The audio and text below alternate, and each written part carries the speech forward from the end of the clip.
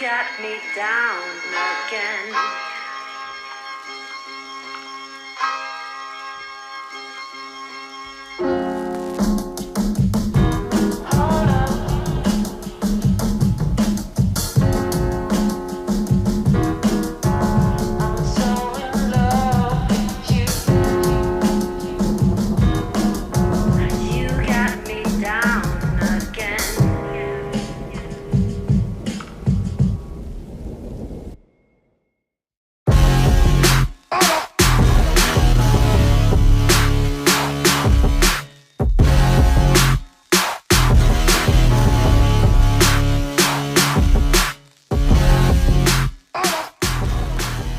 Welcome, everybody, to the second TDN 100 reveal show, conversation, scouting roundtable, however you want to classify it. We got a great group of guys here with us to sit down and talk about TDN's updated top 100 prospects for the 2022 NFL Draft. As of this point in time, we always talk about how this process is fluid. There's ebbs and flows. We're in the process of collecting a lot of information, and we're going to work through some of the information we've gathered through the first 6 weeks or so of the college football season. Got Drae Harris, Joe Marino, Brentley Weissman here with us on the call. You guys are going to also be hearing from Jordan Reid a couple of times throughout this show as well. So the first thing we're going to do, guys, anytime you do a big board, you got to talk about the risers and the fallers, the ups and the downs. And we had 23 guys in our newest edition who were not originally a part of the TDN 100 based on our summer scouting. Some of the highest ranking players here. And real quick, as you guys are seeing these players scroll across the bottom, if these players are in the top 20, they're not shown. We want to have that real dramatic effect of those top 20. We're going to have a college football playoff style reveal of the top 20. But none of these guys who were not ranked to begin with are in the top 20. So we could talk about all of them. Some of the highest ranking guys: USC wide receiver Drake London at 23. Northern Iowa offensive tackle Trevor Penning at 32. Zach Harrison, the defensive end from Ohio State, at 34. UCLA offensive lineman Sean Ryan at 44. VERONE McKinley, safety from Oregon, at 47. So, Brentley, you obviously got nice bloodlines with the Oregon Ducks program. I'm going to start here with you. We're going to get through a couple of these guys. But VERONE McKinley, the Oregon Ducks safety, making plays all over the place, really declared himself in that big upset win over Ohio State. What have you seen as somebody who's really dialed into the Oregon program from McKinley thus far this season? Yeah, Kyle, he's been absolutely phenomenal all year. He was a little bit under the radar in the Oregon secondary, playing alongside likes of DeMar Lenore, who's obviously playing really well with the 49ers in his rookie year, Thomas Graham last year, and then Javon Holland back in 2019. But this year, McKinley is playing at another level. You know, he's really brought on a leadership role for the Duck defense. He's been a ball magnet. He has 4 interceptions, I think currently tied for first in the country. And as you mentioned, in the Ohio State game, he was phenomenal. You know, he had 2 pass defense, 1 fumble recovery, and then the game-sealing interception. To me, what sticks out about McKinley's game is his instincts and his range. You love his playmaking ability in the back end of the defense. And then again, he's such a smart player. He has outstanding awareness and coverage. He reminds me a little bit of Quandre Diggs and Marcus May, where they may not be the most athletic players, but they're tough, instinctual, and have outstanding ball skills and playmaking ability. He has certainly helped himself so far through the season, and he has a chance to be, in my opinion, an early day 2 pick. Oh, Drae, I look at Drake London checking in at 28 on this list, and you were the guy out of our group. Brentley's been pounding the table for us to put some respect on Drake London's name, but you were the guy who showed up the most when it came time to stacking your personal board, which took a big piece of creating these consensus rankings. So Drake London, USC, talk to us a little bit. Tell us why we were a little low on him to start and what he's done to change that narrative around his play. Yeah, I think the thing you think about when you consider Drake London is that the initial concerns I had about him was his ability to get in and out of breaks. I mean, he is a high cut guy, and you typically find those guys have a bigger issue uncovering in the short to intermediate area. Had some questions about his ability to get off press, being a larger guy, but he has answered every question for me coming into this season. He's been nothing short of outstanding. He leads the nation in nearly every passing category. He makes tough plays. He's got great catch radius, strong hands, and I think that he's just really thrust himself into the day one conversation. I mean, he's been outstanding, and the thing for me is they played him exclusively in the slot this past year. He's proven to me that he can play outside and be a true X, and for me, that's kind of what put him over the top. He answered every question that I had of him last season, so he's been outstanding. Joe, for one of the players I want you to spotlight, I'm going to come off the board here a little bit. Jermaine Johnson, defensive end, Florida State. He showed up at number 78, so he wasn't one of the most prominent risers, but he is a bright spot on a Florida State team that has really struggled to open this season. So what is it about Jermaine Johnson's game that you've seen that's allowed him to make this rise into, as we look at the edge players that made the cut and also received votes? I think we had 23 edge defenders at least get votes for TDN 100, and 19 of them made the cut. So Jermaine Johnson, let us know what he's done thus far this season that's really popped to you. Well, it just comes down to opportunity for Johnson, who transferred over from Georgia, and we all know how good that Georgia defense is, and just didn't get a ton of run over there. So he goes to Miami, has a lot more opportunity, and you are seeing an impact playmaker. I think that's just what it comes down to. He's making a big-time impact for Florida State rushing the passer, and you're seeing a lot of rush variety there, and he's getting home. He's making these ACC offensive tackles look silly, and it really just comes down to him getting the more playing time. You watched him at Georgia, and in a limited amount of time, you're like, this guy can play. He just needs more opportunity, and so he's getting that with Florida State, and it's exciting to see. I think he's a guy that is only scratching the surface in terms of how much higher he can climb. So this is our first update, but it wouldn't surprise me that as the games continue to unfold, as we continue to get more and more comfortable with his sample size and the impact that he's making, next time around he could climb even higher. So it's a great thing when you get talent and opportunity mixing together and the guy shows out and performs, and you're seeing that right now from Johnson. Speaking of guys who are going to continue to rise as we work our way through this, Drae, I know you're on board with me. Kenneth Walker, running back from Michigan State. This is the guy that I wanted to give a shout out to, and he transferred over from Joe's region in Wake Forest and comes up, and Drae had him ranked in his top 40 on his individual board. And some of you guys still must not have seen too much of Michigan State play this season, because this dude's a jackhammer. He's big. He's 220 plus. He can get out in the open field. He runs physical. He's pretty pleasantly mobile with his cuts laterally too. This is not just like a straight downhill kind of runner. And through the first 6 games that Michigan State's played, I think he's 915 rushing yards or something like that. He's dropped a couple of 2-bills on a couple of teams thus far this year. And he has just been a breath of fresh air for a Michigan State team that's suddenly finding themselves in a very crowded race atop the Big Ten to potentially be playing for a spot in the playoff when it's all said and done. But there are risers and there are also fallers. And what I want to do is shout out a couple of the names that still made the top 100, but did not showcase what we were hoping they would to maintain some lofty early expectations. Sevyn Banks, cornerback, Ohio State. Brandon Joseph, safety from Northwestern. Mike Jones Jr., linebacker from LSU. Zion Johnson, interior offensive lineman from Boston College. And Zion Nelson, offensive tackle from University of Miami, are the biggest droppers for us out of the TDN 100. So, Joe, I want to ask you specifically about Zion Nelson. And he was a polarizing prospect. We knew he was raw. He's checking in at 63 instead of 30, which is where he was originally at. So what haven't we seen from Zion making the next step in his personal game?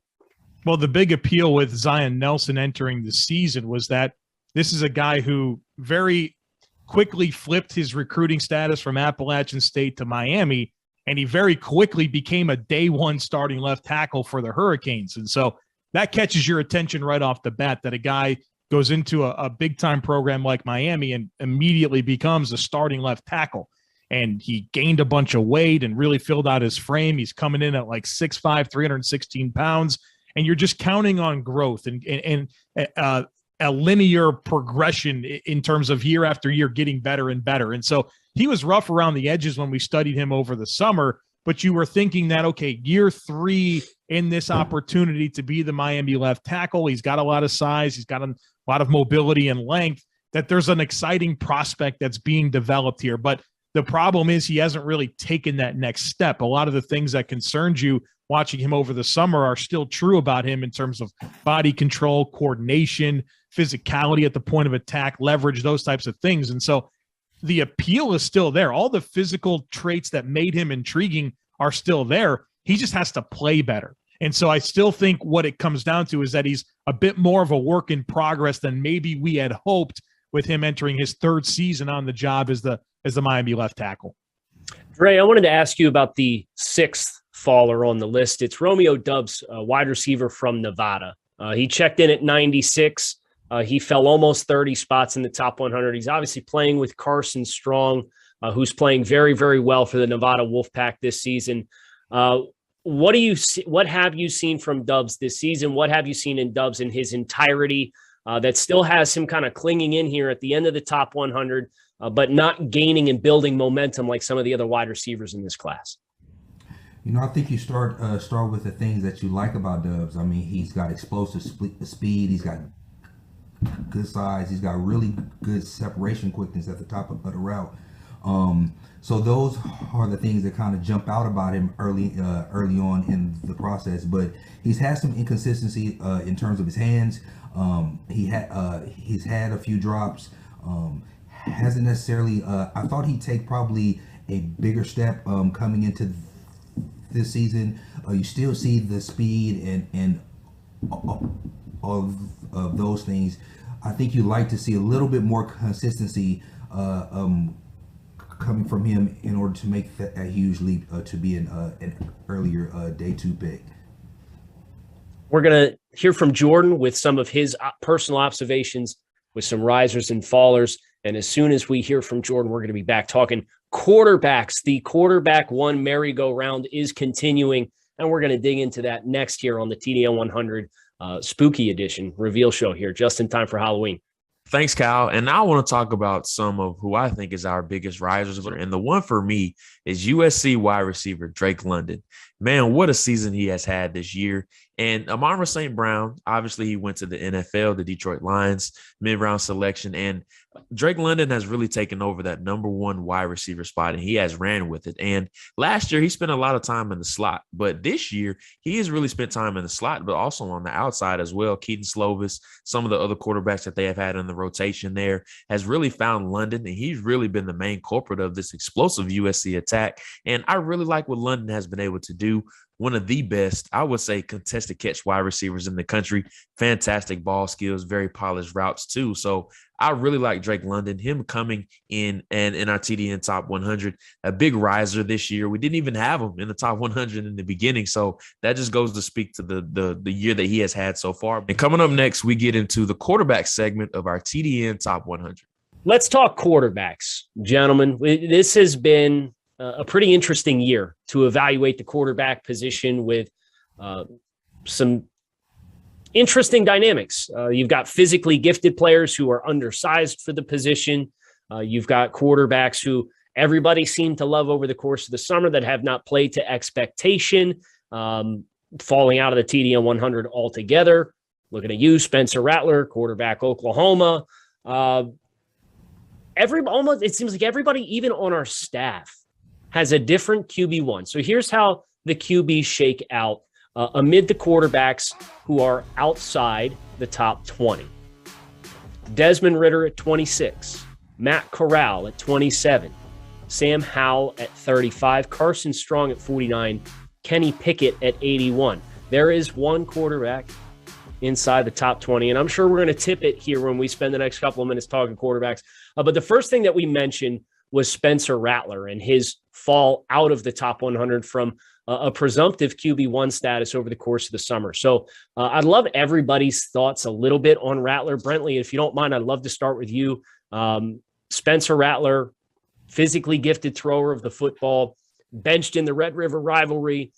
What have you seen from Spencer thus far this season that's been the most underwhelming or disappointing? Yeah, Kyle, I think you hit the nail on the head. His performance so far in 2021 has been very underwhelming. He was my clear-cut quarterback one coming into this season. And, that's not to say that I didn't see some of the flaws that he had. His mechanics in the pocket were too inconsistent. His accuracy in the short intermediate areas of the field was hit or miss. And too often he was looking to make the big play rather than take the easy check down that was in front of him. Playing too much hero ball, as Jordan Reid likes to say. A lot of my projection and grade was for him was the thinking that with these physical tools and this raw arm talent that he has, he would, grow and develop and take that next step, limit the mistakes and cut out some of those things, that we've seen with him in terms of the mechanic issues, the footwork in the pocket and things like that. And unfortunately, not only has he not made improvements, I could argue that it's gotten worse, in some of the things that we're seeing this year. It's leading to turnovers. It's leading to inaccurate passes. It's leading to taking unnecessary sacks. He's just not playing winning football in an offense, which we've seen almost every quarterback come in and have immediate success. And so the fact that Rattler isn't doing that, not only can we not have him, in our top 100, he's a question, is he even draftable at this point in time? And he has really fallen from grace. And it's unfortunate because I do think the arm talent is there, but the overall package is certainly lacking. So, Drae, I want to piggyback off something that Brentley had mentioned there and talking about, is Spencer Rattler draftable right now with his resume being where it is? I'd love to hear your thoughts. You've been in a number of rooms across the league, have had some of these conversations. Can you remember any case studies of quarterbacks like what we see in Spencer Rattler right now? Any parallels to any conversations you might remember? Maybe not specifics on an individual player, but like how do these conversations, how do you kind of work through this complicated resume with all these different layers and obviously not moving the direction that you would want to at this point in the process? It's a very good question, Kyle. And for me, I think he still is in the top tier of this draft class in terms of arm talent, right? And I think if he never plays another down of college football, he still gets drafted without a doubt.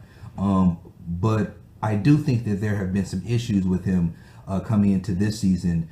Particularly, I think he's pressing, right? I think some people don't necessarily have the ability to play from elite, right? And since he was the consensus guy, top draft pick, I think he was just pressing to do far too much.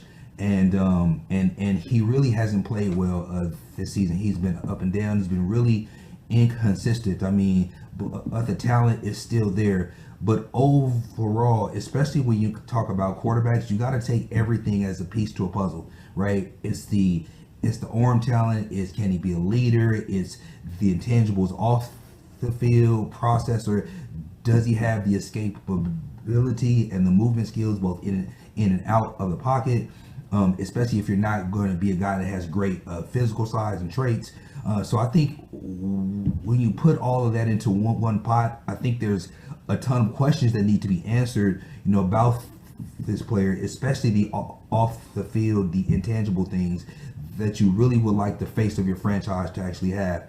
In terms of the physical ability, the arm talent, I still think he has top two arm talent in this entire class still, but there are other questions for him that need to be answered, and I don't think that he's done that yet. It's a long season, and you don't know how it's going to end, but I think if he never plays another down, he's still draftable for sure. Joe, I know we've talked a lot about Spencer, but we got a whole other crop of guys who did make the top 100. So I want to ask you about two guys in particular, Kenny Pickett and Sam Howell. Howell started, we had a lot of lofty expectations for Sam Howell coming into this season, and obviously he lost a lot of pieces off that North Carolina offense. How do you think he's processed that? Obviously, the season opening loss to Virginia Tech was about as ugly of a start as you could have possibly drawn up for Sam Howell with all the new pieces in that offense. And then when you're finished with Sam, Kenny Pickett, man, like let's have the conversation. Let's talk about what he's done. He's out here breaking Dan Marino's Pittsburgh passing records, as if you needed anything else on your resume to kind of get people's ears to perk up and say, hey, maybe we need to start taking this kid seriously. Yeah, Sam Howell was so interesting entering the season because of what he accomplished his first 2 years at North Carolina. Just an unreal amount of production, really coinciding with the glow up of UNC under Mac Brown. I mean, he was on a really nice trajectory. And so the question marks entering the season was, how is Sam Howell going to continue his ascension as a player with a completely new supporting cast around him? He lost his top two wide receivers in Daz Newsome and De'Ami Brown to the NFL, and of course, Michael Carter and Javonte Williams at running back.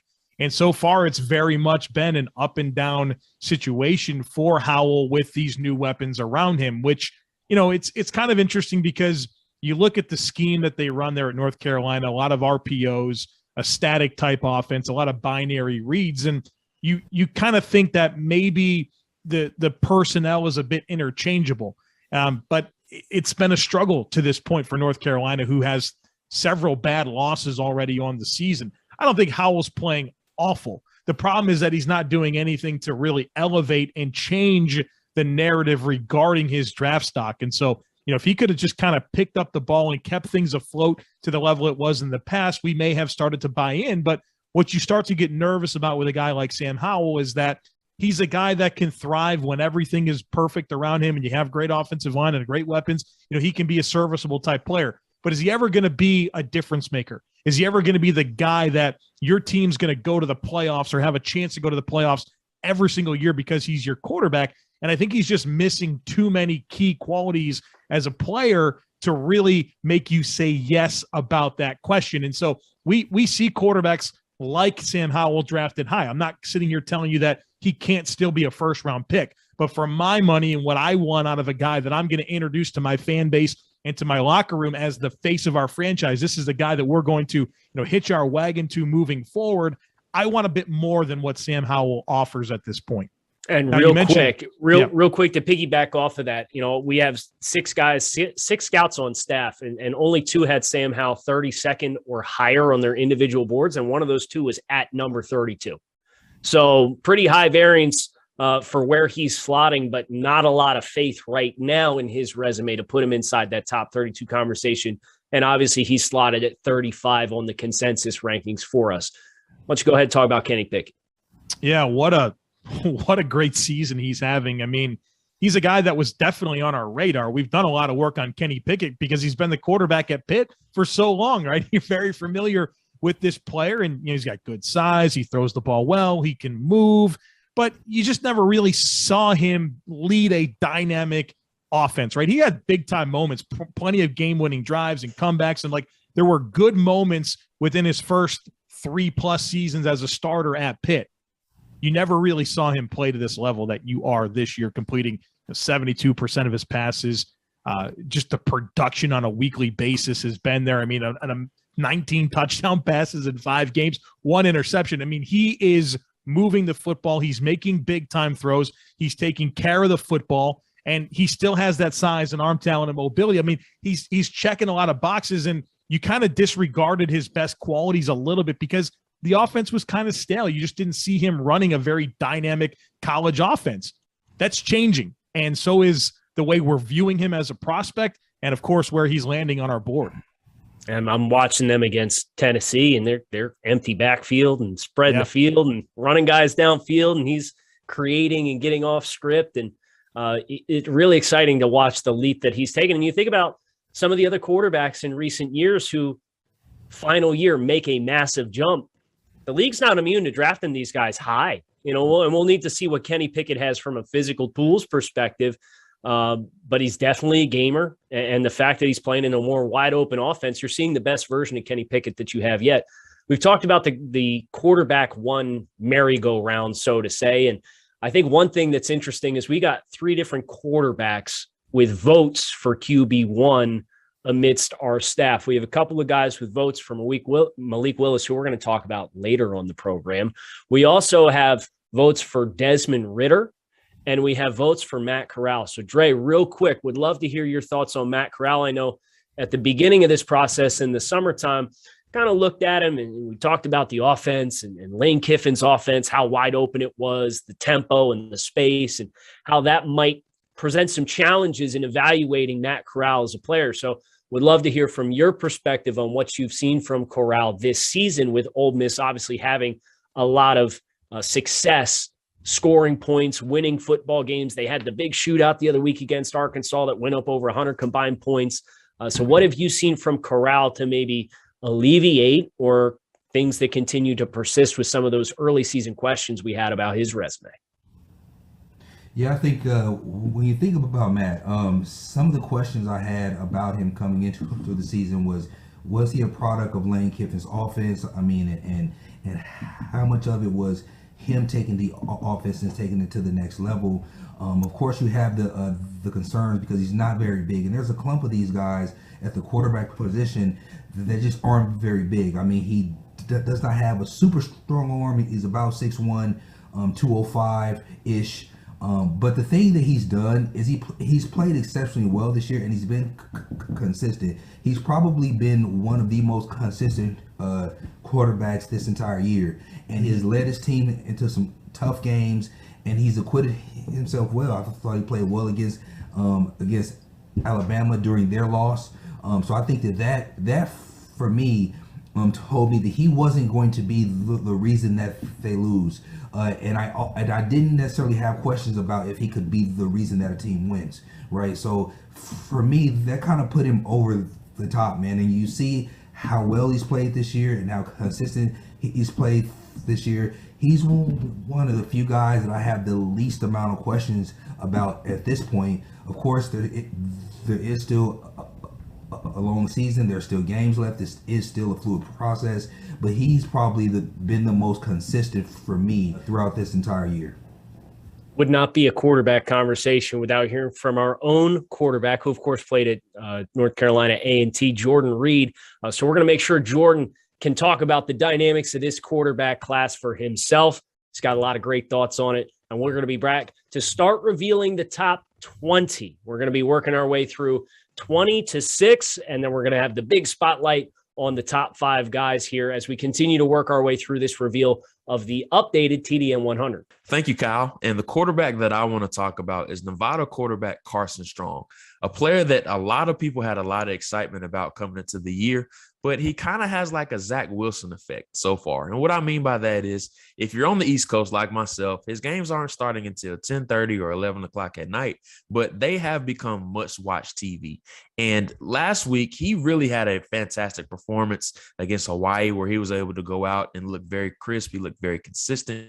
And these are the games that he's consistently been able to stack and piece together, which is what you want to see out of a potential quarterback one prospect. And, you know, with Malik Willis and Sam Howell and Spencer Rattler and some of these other quarterbacks really kind of being up and down, the one that has remained consistent throughout the season has been Carson Strong. And once again, he has that late night effect of where a lot of people really aren't watching his games at night. So for whatever reason, he just hasn't been consistently getting a whole bunch of buzz. But I think once again, it comes back to his game staying on so late.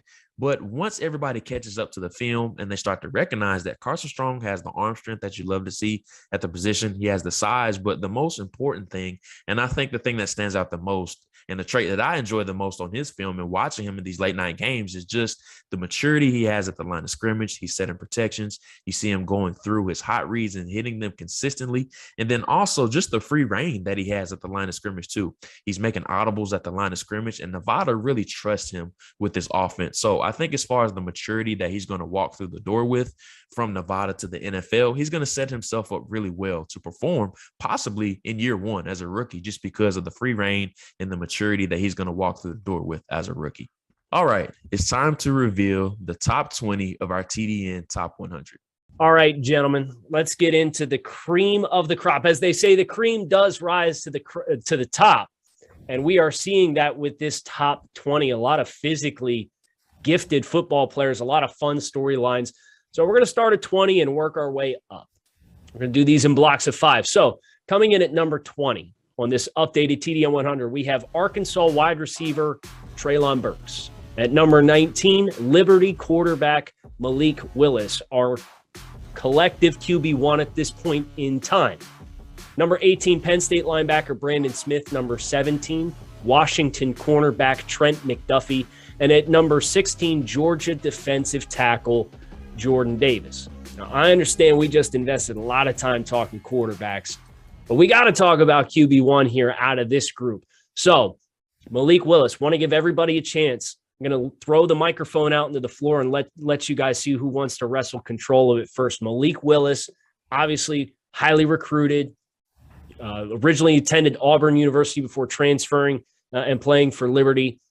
What's been the most impressive thing to this point in time about Malik Willis? For me, I can start, and Malik Willis, the physical traits have always popped out when you turn on his film. Huge arm, extremely athletic, has a linebacker or a running back build in terms of his thick, sturdy lower half, which allows him to be just insane to tackle in the open field. So you love everything about his playmaking ability, both through the air and on the ground. But what we needed to see was him kind of hone back that bazooka he has on the arm before his arm. Like, he didn't need to throw the ball 100 miles per hour for a 5-yard, quick slant or a 3-yard out. Showing some touch, showing some natural kind of passing skills, and we've seen it. I think we've seen it improve a lot this year. He's taken really good care of the football, completing almost 70% of his passes, only 3 interceptions. So he's really starting to improve in the finer nuances of being a quarterback. And when you see that upward trajectory, opposite of a Spencer Rattler per se, and then you accompany that with physical tools and traits that Malik Willis already has, it's an easy sell to me that he's going to just continue to progress and continue to get better.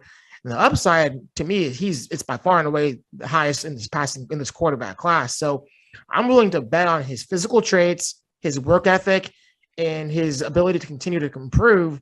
For me, I think he's clearly QB1 in this upcoming draft so far.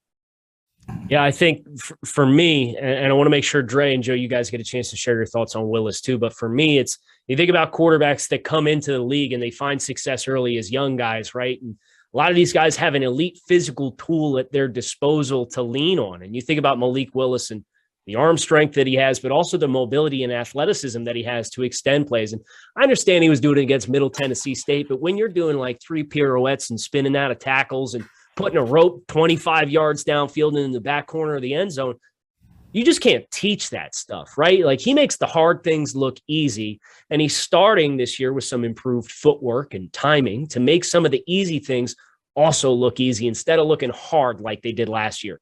And that for me is the most exciting thing about Malik Willis, and why he's also checking in for me as my QB1 at this point in time. For me, I just think he's the most dynamic quarterback in the class, and you want guys that can make plays. And I think about what you can do in an NFL offense with a guy like Malik Willis and all the skill that he brings to the table, both throwing and running, and being able to make people miss and just having access to the whole field with his arm.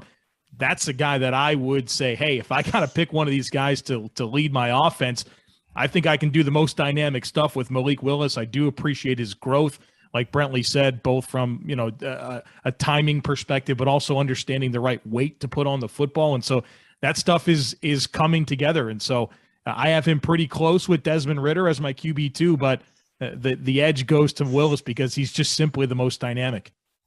Yeah, I think that what's been said about his physical traits and his physical attributes, are all right, and those are things that pop out on tape, about this player. He's got a strong arm. He's extremely athletic.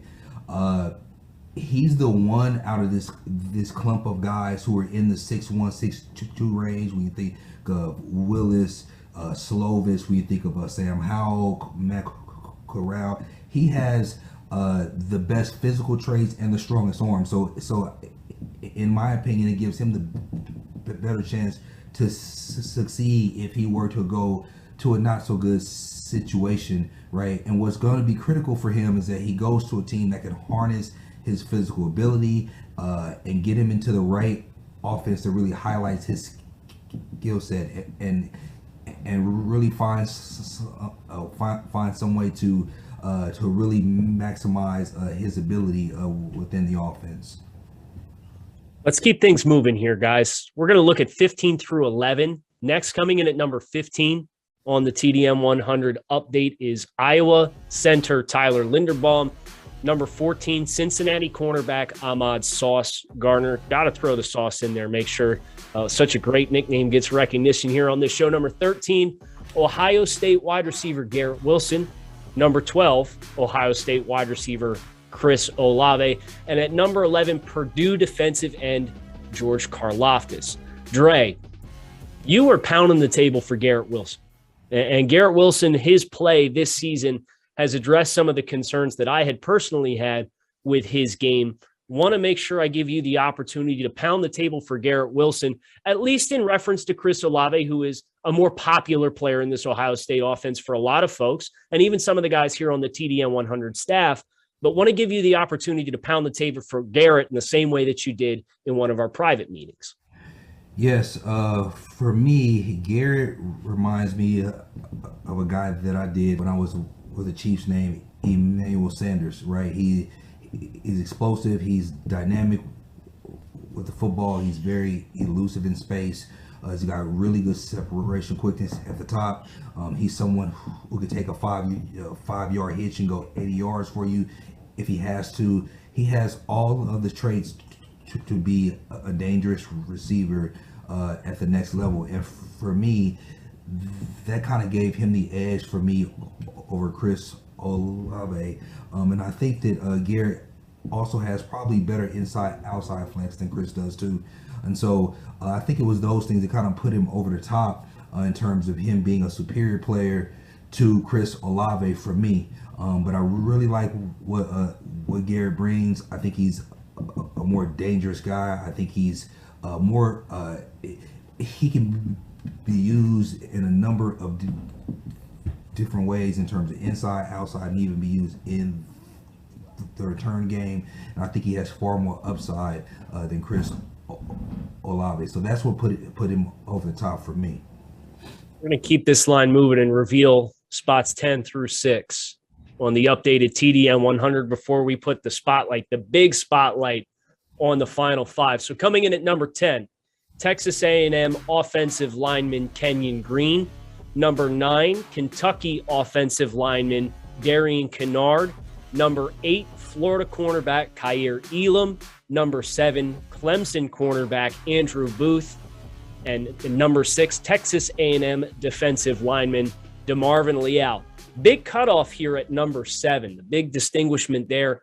Consensus top 10 grades for everybody on the scouting staff for Andrew Booth and upwards. Now, Joe, one of the big talking points with Andrew Booth this offseason and this summer that you love to point out was this guy's played less than 500 career defensive snaps.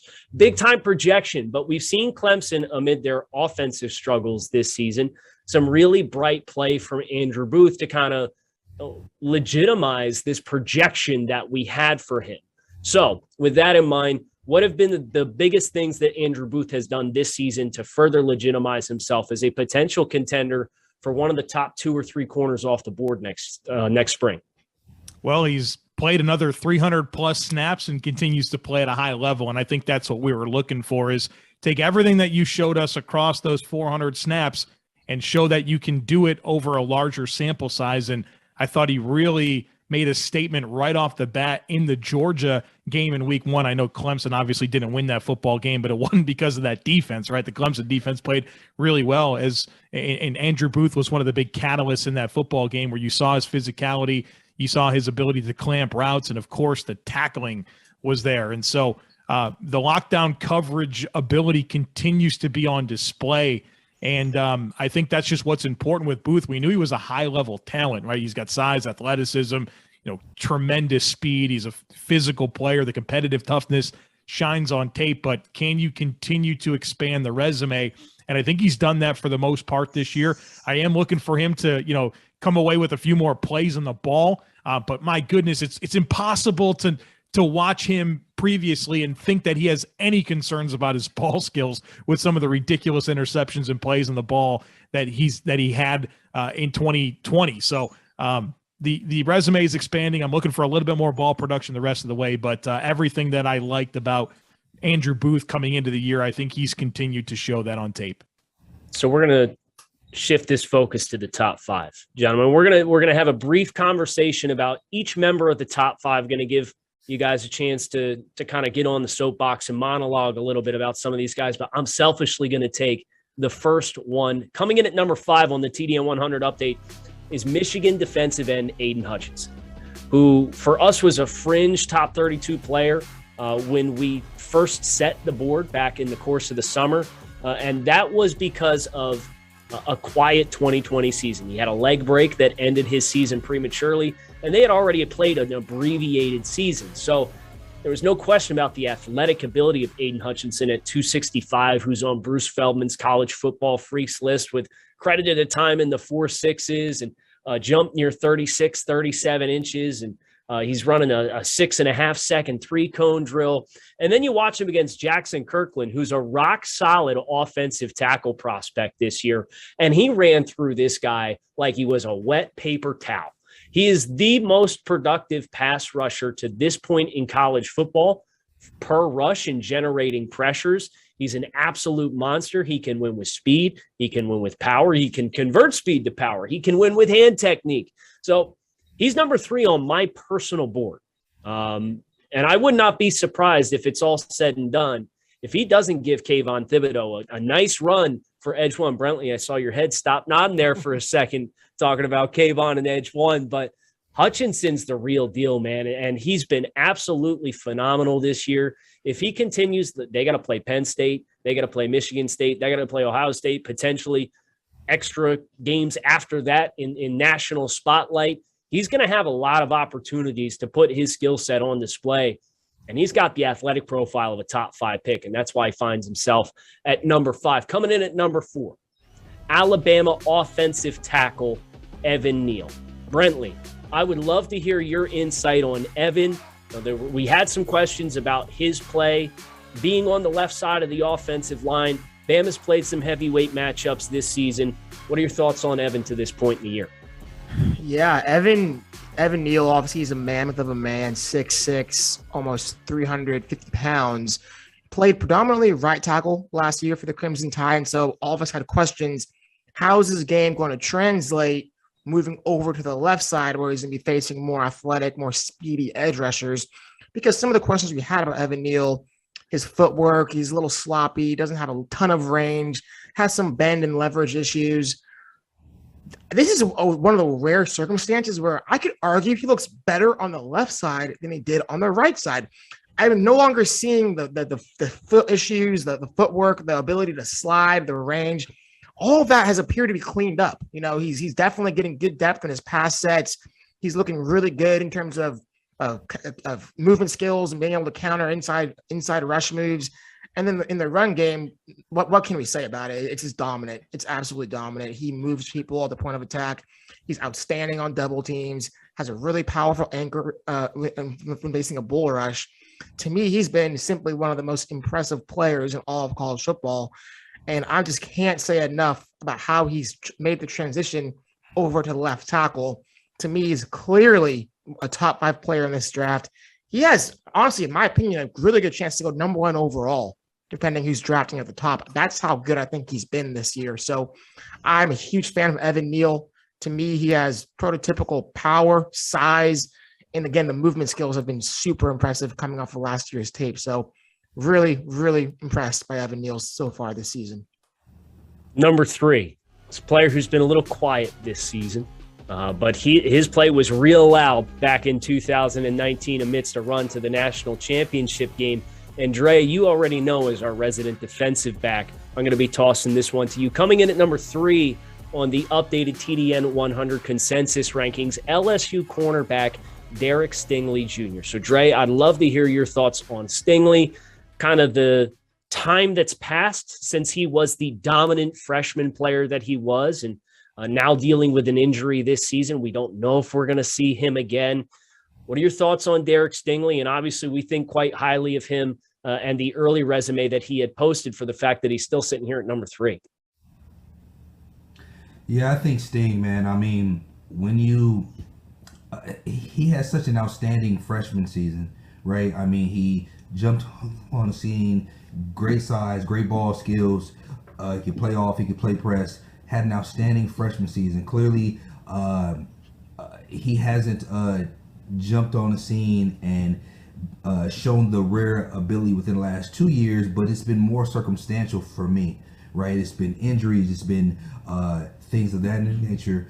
But I tell you this, though, you don't typically forget how to play football. And for me, he showed enough rare ability as a freshman that I have no doubt that when he's healthy and he's put in the right situation, that he'll have no issue thriving, right? I mean, he's got great ball skills. His instincts are rare.